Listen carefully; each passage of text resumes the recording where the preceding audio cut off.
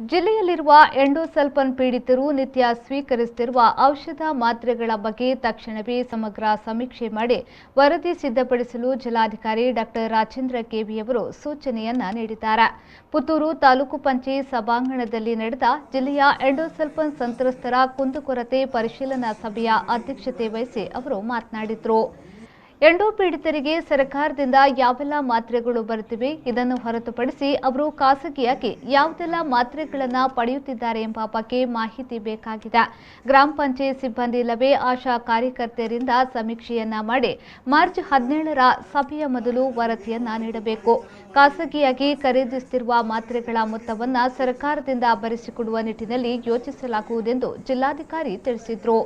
ಕಾಲಕ್ರಮೇಣ ಇದರೊಳಗಡೆ ಒಂದು ರಿನ್ಯೂವಲ್ ಮಾಡುವಂಥದ್ದು ಮತ್ತೆ ಏನು ಹೊಸ ಎಂಡೋ ಪೀಡಿತರನ್ನ ಐಡೆಂಟಿಫಿಕೇಶನ್ ಮಾಡಿ ಅವ್ರನ್ನ ಆ್ಯಡ್ ಮಾಡ್ಕೊಂಡು ಕಂಟಿನ್ಯೂಸ್ ಅದನ್ನು ತಜ್ಞರು ಹೇಳಿ ಇಲ್ಲ ಇದು ಇದರಿಂದನೇ ಆಗಿರೋದು ಎಂಡೋಸಲ್ಫಾನಿಂದನೇ ಪೀಡಿತರಾಗಿರೋದು ಅಂತೇಳಿ ಸರ್ಟಿಫೈ ಮಾಡ್ತಾರೆ. ಆ ಡಿಸೆಬಿಲಿಟಿ ಇರೋರಿಗೆ ಅದು ಅಡಿಷನಲ್ ಆಗಿ ಆ್ಯಡ್ ಮಾಡ್ತಾರೆ. UDID ಕಾರ್ಡ್ ಹಿಂದೆ ಎಲ್ಲ ಅದು UDID ಅನ್ನೋದು ಏನಿದೆ ಅವ್ರಿಗೆ ಎಂಡೋಸಲ್ಫಾನ್ ಪೀಡಿತರಿಗೆ ಸಂಬಂಧಪಟ್ಟಾಗ ಪೆನ್ಷನ್ ಹೋಗ್ತಾ ಇರುತ್ತೆ. ಆದರೆ ಡಿಸೆಬಿಲಿಟಿ ಡಿಪಾರ್ಟ್ಮೆಂಟ್ ಇಂದ ಕೂಡ ಅವರಿಗೆ ಯುನಿಕ್ ಒಂದು ನಂಬರ್ನ ಕೊಡ್ತಾರೆ, ಯುನಿಕ್ ಡಿಸೆಬಿಲಿಟಿ ID ಅನ್ನೋದು. ಅದನ್ನ ಕೊಡೋದ್ರಿಂದ ಅವರಿಗೆ ಬೇರೆ ಎಜುಕೇಶನ್ ಸೆಂಟ್ರಲ್ ಗೌರ್ಮೆಂಟ್ ಬೇರೆ ಬೇರೆ ರೀತಿ ಬೆನಿಫಿಟ್ ಸಿಗುವಂಥದ್ದು ಇರುತ್ತೆ.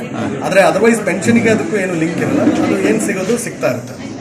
ಆಮೇಲೆ ಅವ್ರದ್ದು ರೆಗ್ಯುಲರ್ ಆಗಿ ಮೆಡಿಕಲ್ ಚೆಕಪ್ ಆಗಬೇಕು. ಯಾರಾದರೂ ಮೆಡಿಸಿನ್ಸ್ ತೊಗೊತಾ ಇದ್ರೆ ಅವ್ರದ್ದು ಮೆಡಿಕಲ್ ರಿಯಂಬರ್ಸ್ಮೆಂಟ್ ಆಗಬೇಕು. ಎಲ್ಲಾದರೂ ಆಸ್ಪತ್ರೆಯಲ್ಲಿ ತೋರಿಸೋದ್ರೊಳಗಡೆ ಅವ್ರದ್ದು ಮೆಡಿಕಲ್ ರಿಯಂಬರ್ಸ್ ಭಾಳಷ್ಟು ಇದೇನಾಗಿರುತ್ತೆ, ಇದೊಂದು ಎಮೋಷನಲ್ ಇದ್ರು ಮತ್ತೆ ರೆಗ್ಯುಲರ್ ಆಗಿ ನಡೀತಾ ಇರೋದ್ರಿಂದ ಕೆಲವೊಂದು ಕುಂದುಕೊರತೆಗಳಿದೆ. ಅದನ್ನ ಸಂಬಂಧಪಟ್ಟವರಿಂದ ಒಪಿನಿಯನ್ ಅನ್ನು ಕೂಡ ತಗೊಂಡು ಹೇಗೆ ಇಂಪ್ರೂವೈಸ್ ಮಾಡಬೇಕು ಪ್ರಯತ್ನ ಮಾಡ್ತಾರೆ. ಸಭೆಯಲ್ಲಿದ್ದ ತಹಶೀಲ್ದಾರ್ಗಳಿಂದ ಮಾಹಿತಿ ಕೇಳಿದಾಗ ಬಂಟ್ವಾಳ ತಹಶೀಲ್ದಾರ್ ರಶ್ಮಿ SR ಅವರು ಮಾಹಿತಿ ನೀಡಿದ್ದರಾದರೂ ಇತರರು ನೀಡಲಿಲ್ಲ. ಬಂಟ್ವಾಳ ತಹಶೀಲ್ದಾರನ್ನ ಹೊರತುಪಡಿಸಿ ಇತರೆಲ್ಲ ತಹಶೀಲ್ದಾರ್ಗಳಿಗೆ ನೋಟಿಸ್ ನೀಡಲು ಆದೇಶವನ್ನ ನೀಡಿದ್ರು.